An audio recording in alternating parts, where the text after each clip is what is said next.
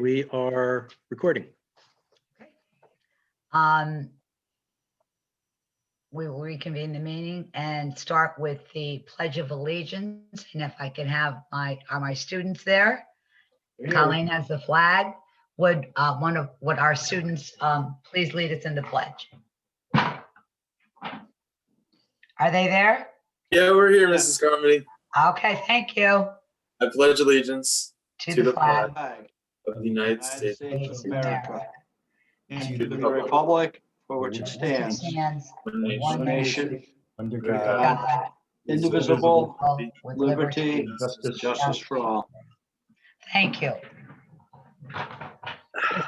Please give me a moment of silence for Richard Lorenzo, or Dick Lorenzo, as Bob and I knew him, who retired in 1995 after 34 years of teaching math at JFK Junior High at the time. And then he became a business teacher at Southington High School, and he passed away on January 13th, 2021. Moment of silence, please.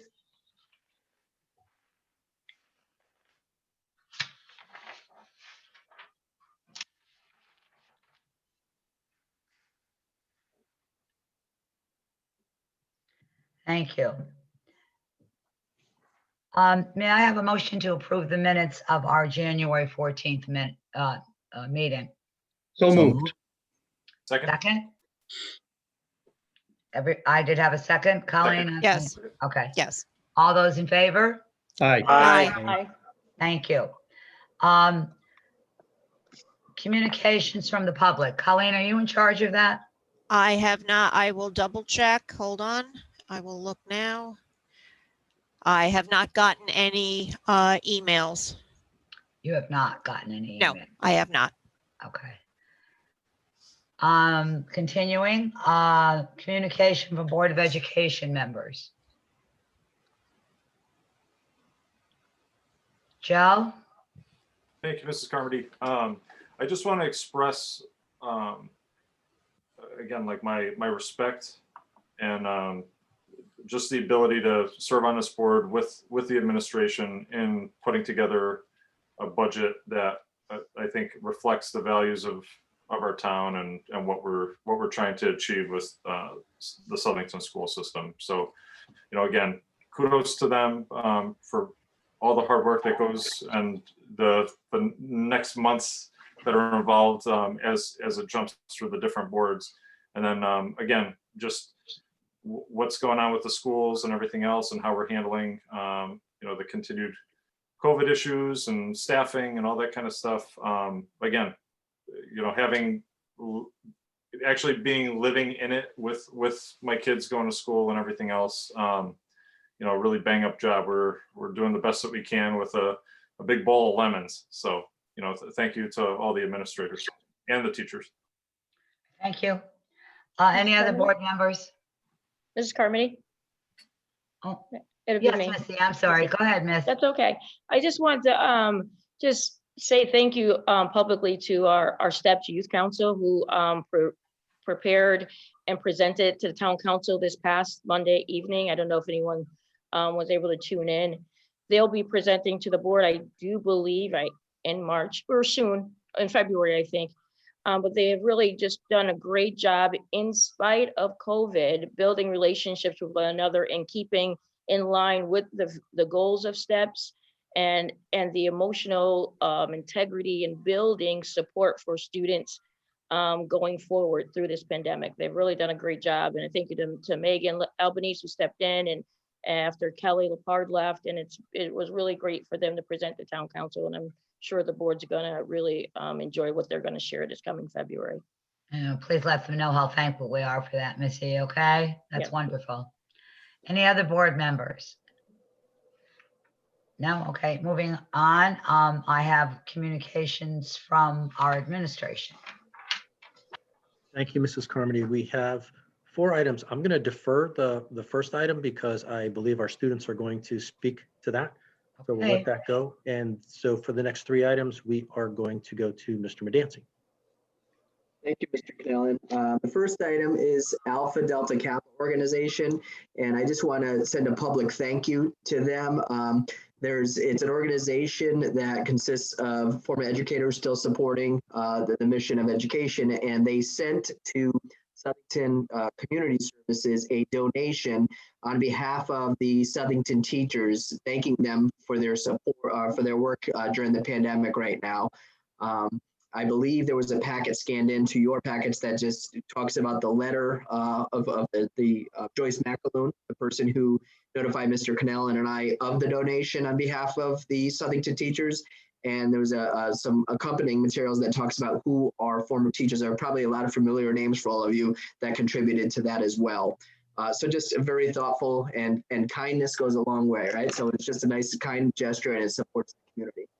The Teachers College Workshop is our next agenda item, and I'm really proud to share that this is a Saturday workshop that has occurred over the past 3 Saturdays.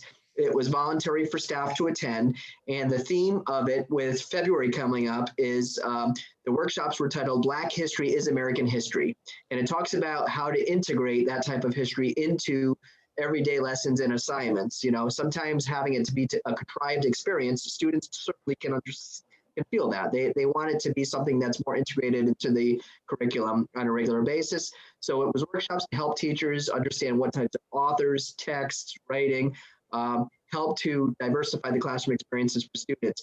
With that said, given that it was voluntary and it was on a Saturday, we have 33 teachers and administrators attending these Saturday workshops at Teachers College virtually on their time to be able to support and grow both their knowledge and their pedagogy in order to bring this work forward in the classroom. And by far, I actually got, it's nice, sometimes you don't do it for this reason, but I got a message from the assistant superintendent in a neighboring district who I'm friendly with, and she sent it to me and she goes, pretty impressive, the representation from Southington in this workshop today. You by far outnumber everyone. And so it's a strong statement on behalf of our teachers and their commitment to this work. So thank you to all of them. And Stephanie Lawler for coordinating that. And then lastly, the technology update. You guys have been living this with me. We got a lot of moving parts right now, but it's getting exciting. We should have all classrooms one-to-one devices in hand by tomorrow midday. We are finishing up the last couple grade levels in a couple of our elementary schools this afternoon and early tomorrow morning. Next steps will be, we've got classroom sets going there right now. Next steps will be to wire up carts and send those over there. What we didn't want to do is wire up the carts and place the devices in them, only to have them have to unwire the carts if we need to send them home. So we're kind of a little bit of a truncated approach where we send them the chargers and the devices so they have them for immediate deployment should they need them. But then we will send shortly thereafter carts that are wired so they can be secured and charged when they're not being sent home. So the kids are excited. Our tech analysts are kind of funny. Rick Campbell shared how he's kind of been like tech Santa. He walks in with the pile of devices and the kids get all excited. So we're very close, but all students should have devices by midday tomorrow. Wonderful. We are so thrilled. So thrilled. Thank you, and Steve. it's a huge thank you to all of you for supporting this back in the spring and for helping the community stay patient when they were wondering, what's the deal here, understanding the national, circumstance that caused this delay, but we're ready now should we need to be. Okay, thank you, Steve. Next is, did you say the students? Who is going next, Mr. Cannellan? Student reps. Student reps, okay. Good evening, everybody. Hi, Brett, how are you? I'm good. How are you? Very well, thank you. So to start off tonight, as most of you know, semester 2 for the high school ends tomorrow, and all new classes that some students may be taking will be pushed out via Canvas. So instead of getting an access code, they will be immediately put onto their Canvas homepage. So as Mr. Cannellan alluded to earlier, this past Saturday, Ms. Flores and Mrs. Hosmer braved the cold weather to allow the Key Club to run a food drive at Southington High School. Club members Kevin Lee and Amanda Thompson organized and advertised the event, and President Gabe LeBlanc ensured the event followed all safety protocols. Also with Key Club, they manufactured PPE face shields, reproducing 2-liter bottles, which were distributed to all Southington public schools. Thank you. Good evening, everybody. Hi, how are you? Hi, good. I hope you're doing all right. At the start of January, SHS held a Spirit Week, and teachers and staff dressed thematically each day, competing for valuable prizes. Mr. Rich Nero took the honor of first place, and Beth Osmer and Julie Zielner, were runners-up. Another thing to look forward to is our drama club production.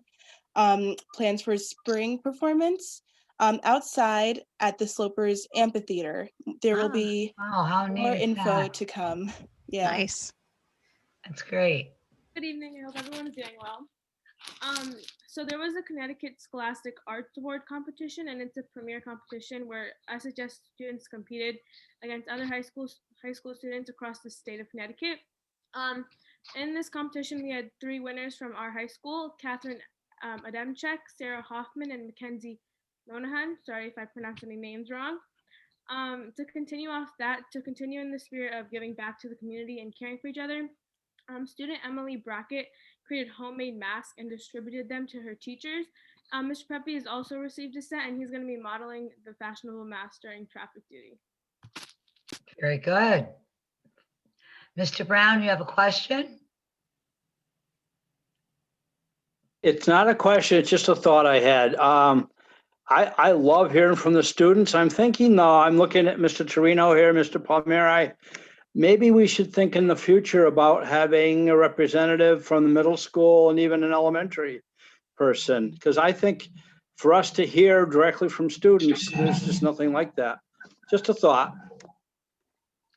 It's a very good thought. It's a really good thought. And you know what, Bob? It's something that we will, I'll talk to Mr. Kennellan, and maybe we can work on something for that. That would be pretty neat to hear those kids, right? Yeah. Because we love to listen to the kids. Exactly. So thank you to the student reps.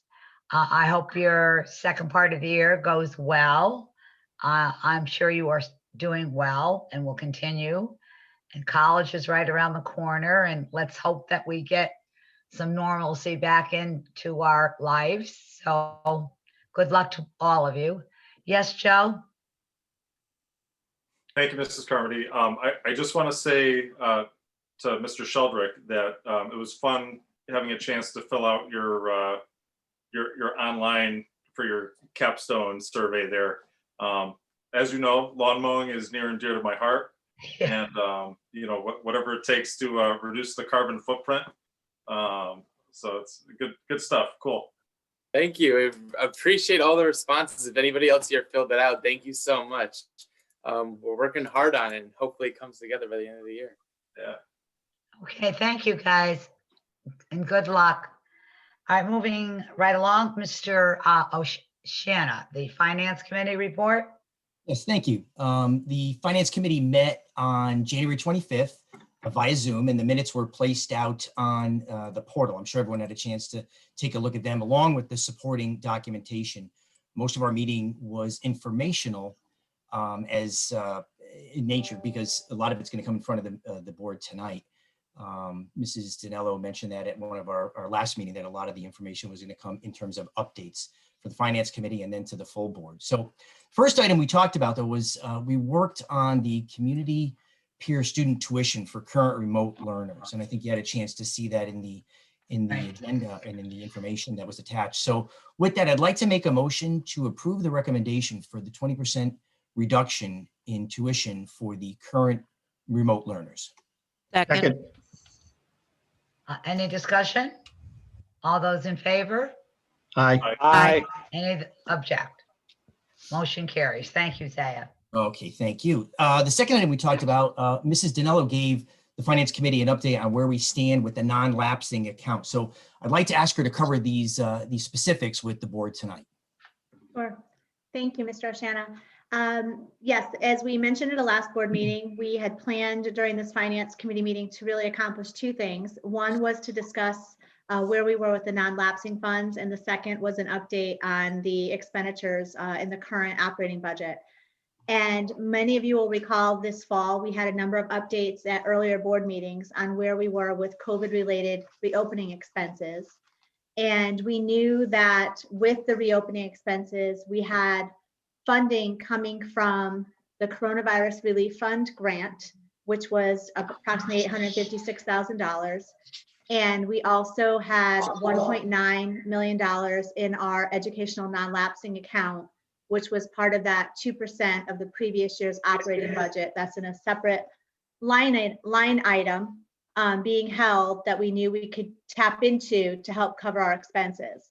And so during the Finance Committee meeting, I shared with the committee our expenses through December, which were close to $1.4 million for reopening. Of those costs, $853,000 were covered by the Coronavirus Relief Fund, leaving a balance through the month of December of $520,000. And all of these are a part of the second agenda item, page 2 of that attachment. And then we estimated our expenses from January through June of the rest of the school year to be another $750,000, primarily for staffing, the remote teachers, the additional teachers that we hired for social distancing in classes, and then the additional time for social distancing that we needed with para support, custodians, nurses. All of those are included in our estimated cost. That would leave us approximately $1.3 million that were not covered by the Coronavirus Relief Fund and potentially would need to come from that $1.9 million in the non-lapsing account. In addition, the non-lapsing account, you will recall, we did take $300,000 as a loan to the food service program. And you'll notice in the cover sheet that I just put a placeholder of another potential need for an additional loan. And we just put in a $300,000 placeholder at this point in time. Mrs. Mellett is planning to bring an update to the Finance Committee at our next meeting on their financial statement status for the current school year.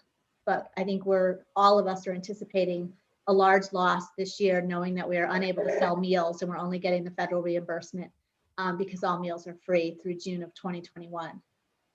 So basically, if we were to tap into the non-lapsing account for this full $1.3 million, in addition to the food service funding, we would estimate having less than $100,000 in the non-lapsing account remaining. However, we are anticipating a surplus in the current year operating budget. And so the board at some point in time will have a decision to make on whether or not they want to utilize the funds from the non-lapsing account or try to keep more of those funds intact to potentially do projects down the road and use any current budget surplus that we have to cover the operating expenses first. The third piece that we still just don't have enough information on yet to see how it will play out in this is we do know that another round of funding is coming. You'll recall that late last spring, there was the ESSER 1 funding, and the board used that to purchase Chromebooks for our students to get to our one-to-one device plan, along with other contributions from the board's operating budget. We were originally told as late as last week when I reported to the committee that we could anticipate that the ESSER 2 funding would be 2 times that of the original funding. So we are expecting that we would see over 800,000. We were later told just this past Tuesday that they are actually anticipating that funding to be 3 times the original funding, which means we could see an excess of $1.2 million in the ESSER 2 rounds of funds. The purpose and use of those funds is still to be determined.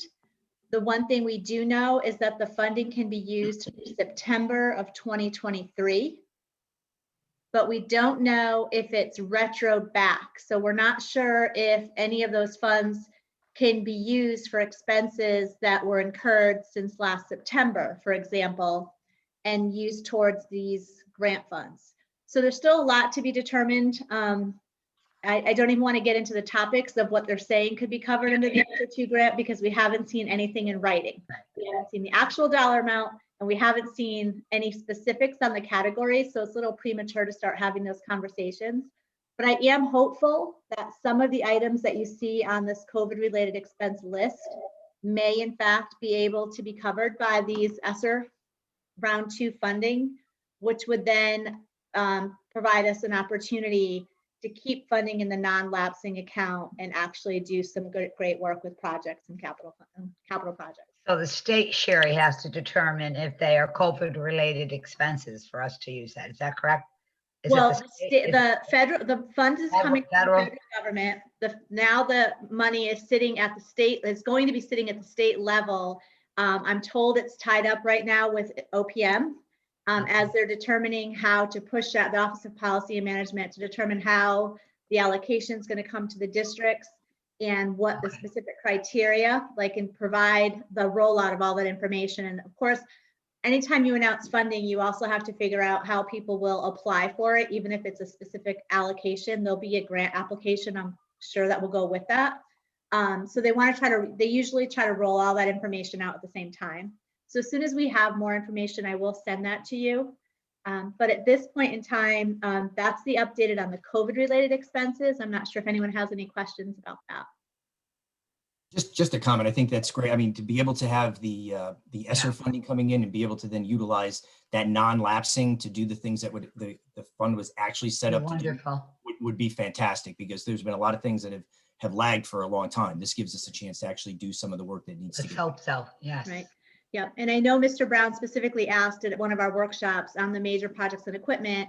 We highlighted a couple of the things there and notated that they were part of the priority listing, or the listing that we wanted to utilize the funds for. We just can't really give you an update at this point in time what will be funded. It's okay. I get it. Okay. Thank you, Sherry. Thank you. And so then the next item, what rolled right into our financial update. Mr. Oshana, did you want me to continue? Absolutely. I was just going to say, you gave us a financial update on where we stood, and now it's time to brief the board. Okay. All right. So we did our best to estimate based on the information we had through December, knowing that we have some funding that we will not be utilizing. For example, the reduced fall athletic schedule, the fact that we haven't really used money in regards to transportation for field trips and some of the student activities that have had to be canceled or postponed. And there are still a number of question marks in regards to special education. We always have those questions at this time, specifically because we will not get our first excess cost grant payment until late February. I always feel a little better once we see that first check, that 75% of our outplay special education tuition and transportation costs. That gives us a good ballpark of what that total grant will look like through the year. Information was filed in December. The second report goes in February, and so we'll have more information there. But based on the teacher salaries, the highlights that you see in the far right column for anticipated surplus and deficits, we only notate items and line items where we're fairly confident that there'll be a surplus or deficit. If you see nothing notated, it's because we're anticipating spending on budget. And the COVID-related expenses are not indicated on this surplus and deficit column, because right now the expectation would be that the funding for those costs will come from the education non-lapsing account. So for example, if we were closing our books today, and I could assure you that we had a surplus of that $600,000 estimate, then in fact, we could utilize that 600 towards that $1.3 million in cost I just discussed, which would allow us to keep some money in that account. So these will all be part of the conversations that the Finance Committee will continue to have once we know more about the ESSER funding. Once we have more information on our overall special education costs, we will update the committee again, and then hopefully be able to come back at some point this spring with an actual recommendation of how to move forward. And obviously the food service piece as well. So there's still a lot to be worked through, but at this point in time, this is our best estimate. Thank you. Zay, does that end your We had one last thing that came up in miscellaneous, a miscellaneous item, and we ended with Mrs. Dinello and Mrs. Mellott discussing an item that actually is going to actually come in front of the Personnel and Policy Committee first. There is a new federal uniform guidance procurement standard that requires us to update our policy to be in compliance. So there's more to come on this, but that was the last item on on our report. Can I just take one moment and ask a question? And it doesn't have to do with the policy or the finance committee. It does have to do with, I don't know who we could reach out to at the town regarding our meetings, right? Because our policy, our workshops and our budget discussions in advance of the budget actually passing, those still haven't made it up onto the website. And I don't know if there's some reason why. I mean, some of the other boards have made it up, but for some reason we don't seem to make. Our last meeting posted was back in December. So our first January meeting and our 2 workshops didn't make it. I'm wondering if there's a way that we can look into that. I'll check on that tomorrow. That would be great. Thank you. Thank you, Mr. Canella. They're still not posted, Taya, since you checked the last time. They weren't. I had also looked. Okay. I don't know if you mentioned it to I'm me, there Zaya. right now. And Yeah, Okay, thank and I had called over, and I know they are transferring everything over to YouTube, yeah. to a YouTube channel, and I don't know if that has anything to do with it. But you're right. They hadn't. I don't know. Did they post the town council meeting for Monday night? Because when I looked, they hadn't done that either. So I don't. Well, they did the week before and we still weren't on. Oh, okay. Okay. So- Mr. And Medancy? Tim has spoken to them several times about that. Mr. so Medancy's he's waving his hand. He's waving at me. Yes, Steve. Posted. Go ahead, Steve. Just for the board, the superintendent's PowerPoint as well as the budget presentation, both the slideshow, but the voice, presentation of it, Right. it was live in session, is right on the front homepage of our website. Of our site, right. Oh, Right. of ours. Agreed. But I will say the council meeting from the 25th is up. That Oh, is up it now? is- Okay, then, It's yeah, on now? On the 20, that was Monday night, it's on. right. That's on on ours- and we're not. Okay, Yeah, and ours never go on, so we really do have to get an answer on that. And Tim has questioned them several times, right, I Mr. will- Canellan? I will take care of it tomorrow. Thank Okay. you. Thank you. That finishes the finance committee, is that correct? Yes, it does. Okay. Now, under town government communications, I just have one thing I would like to discuss. I spoke with the chairman of the town council and the town manager today, who asked me of the support of the Board of Education for the purchase of the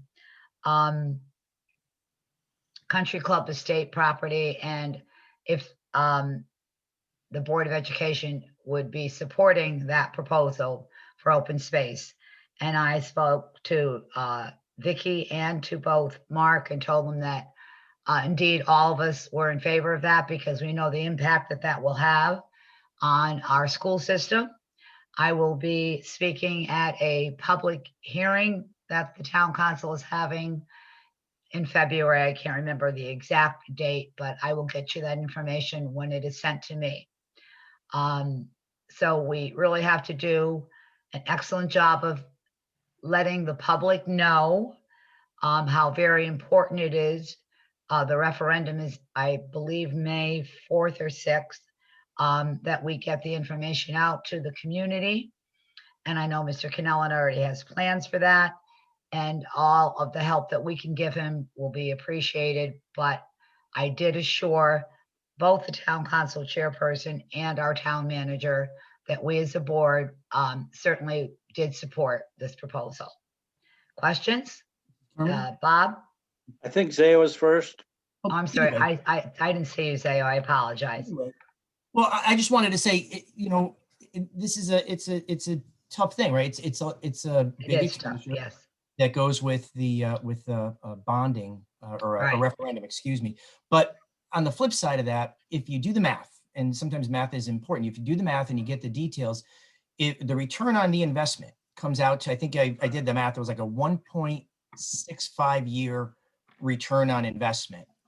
And that's just the initial investment. The long-term investment of how much the per pupil cost of the additions to each of our schools, the overall redistricting that would have to happen around town, which, by the way, we don't have room now for the students, let alone if you do the average of 2.1 student per house. If you do the math, that's a lot of new students coming down the hill to South End School where there's no room. So this would require a whole redistricting for the elementary schools, the middle schools, and then everyone's going to flow up to the high school. So The math alone tells you that this is a good investment for the town. For the students, it's just, I mean, we're just going to be redistricting and redistricting as something this continues to grow on. So something very important to look at, not the emotion of it. The emotion's tough, right? The emotion's really tough. But when you do the math and you look at the detail, it's just focus on the facts, not the emotion. And I'm sure that Mark assured me that they do have a presentation film that goes with that. I think you might remember they did that for one of our other referendums, and they will do that. Mr. Kennellan will be doing a presentation, and any of us that want to join in, certainly I'm sure we can work something out so that we can get this message across. And one last point, I'm sorry, just so people don't think this was like and to the best of my knowledge, because I was on the PZC when this first came up, this was not a snap decision. This has been on the books for a very long time. Right. And I think it's come to the end of the site planning process. So we're at a point now where it's either it happens or it doesn't, right? Right. So again, back to the facts. Let's focus on the facts, not the emotion. Okay, thank you. Colleen, I think I see your hand. Yes? That would be my hand. I was on the meeting Monday night, and I have to say it really was a very, very well done presentation that they gave. It was not emotional at all. It was strictly the facts. They covered areas. They did talk about education, and it came down to, I believe, and Chris, you're on this. Was it 108 students, they said, was the low estimate of the number of children that would be in that development? I believe it was 100. Very low estimate. Yeah, it was 108, I believe. They used that number, that is what they used, and broke out all the cost to the town for road maintenance, for service, all the services that would be required. And Chris, correct me if I'm wrong, but I believe at the end of the day, the added cost to the town, if they were to do the project, it would be $18,000 more a year it would cost the town. Was that? I don't want to misquote. I don't remember the exact. But I don't remember the exact either, and I don't have the paperwork with me. And Are you talking services, Colleen? Yeah, for the additional cost in services, it would end up, let's put it this way, it would end up costing the town more, whatever, if they were allowed to build those houses up there. And the presentation, if the town council meeting is on the website, on the town website, I'm going to guess that the PowerPoint presentation is there also. Yes, it's a standalone item right on the website. Okay, so if you want to see, and again, it's all data. It's not any emotion. I mean, I'm going to say I would be emotional because I live across the street from the golf course. My family plays on it. I was hoping to play with Mrs. Dinello this coming summer. But with that being said, this was all factual information, why it's to our best interest to buy the development rights of the golf course. So it was very, very well done. My hat's off to Paul and everybody who contributed to that presentation. It was well done. The whole open space committee. Yes, the whole open space committee. It was very, very well done. Bob, I didn't want to ignore you, so. Yeah, I was just going to ask Madam Chairman if you would like a motion so we could actually take a position on that. Well, I kind of said we did take a position. But we never voted on anything. No, we didn't. It was presented to us, and maybe I shouldn't have spoken, but I did. A consensus. And we can take a consensus if you'd like me to. That's fine. I will ask for a consensus. Does the entire board agree with what I said to the chairman of the town council and to our town manager, that the Southington Board of Education is 100% behind the purchasing of the property rights for, I think it's called Country Club Estates? Yes. Do I have a consensus? I guess I would need to. Yes, roll call. Do a roll call. And roll call. Maybe Linda, you should do a roll call on that for me if you wouldn't mind, please, Linda. You're muted, Linda. Certainly. Yeah, I am muted. I was having a hard time. Okay, Mr. Bishevsky, Yes, I am in support. Mr. Brown, Yes. Mr. Charnosky, Yes. Mrs. Cipriano, Yes. Mrs. Clark, Yes. Mr. Darrenowski, Yes. Mr. Falvo, Yes. Mr. Oshana, Yes. Mrs. Carmody. Yes. Everybody agrees. How come I'm not on the screen? Must have tapped your camera icon again, just Where What, it do says- what? where it says video at the bottom of the screen. Tap that with the cursor. I don't see it, but anyways. Bottom left. I'm Yes. looking, there it is. Bottom. Okay, I got Bottom. it. I'm getting there. There you are. Any other, Frank, I see you clapping for me because you have no faith in me. I got it, Frank. Tim, I didn't know if you had any, where's Tim? Do you have any I'm town here. communication? Any town communications? No, Mrs. Carmody, not today. All right. All right, the last item on our agenda. Joe, are you waving your hand up? What are you doing? Yeah. So I just want to, address the board and the community, having an opportunity to serve on the open space committee. I can't stress the numbers, the emotion, everything else. Just the fact of, again, this is Southington at its best while trying to preserve a good tract of land in town and, for the foreseeable future with this. It's also providing the ability for, again, private ownership to continue utilizing the property that we have in town. Because, I can't stress enough the importance of keeping that alive, keeping the sort of that entrepreneurial bug for people in town, and to sort of continue something like this. It's just tremendous. I look at Berlin, their Timberland golf course, what that's turned into. We've utilized it for sledding, especially this winter. And, being able to offer that type of property that is sort of continued into the foreseeable future for, what we do in town. Like, I just, it's fantastic. And certainly it's going to be a good addition to what we do as far as the open space in this town and that kind of thing. Thank you. Next on our agenda for new business is the review or adoption of our 2021-2022 Board of Education operating budget. Mrs. Clark, do I have a motion from you? I'll make a motion. I asked Mrs. Clark because I saw her hand up. I'm sorry. Is she off? I'm here.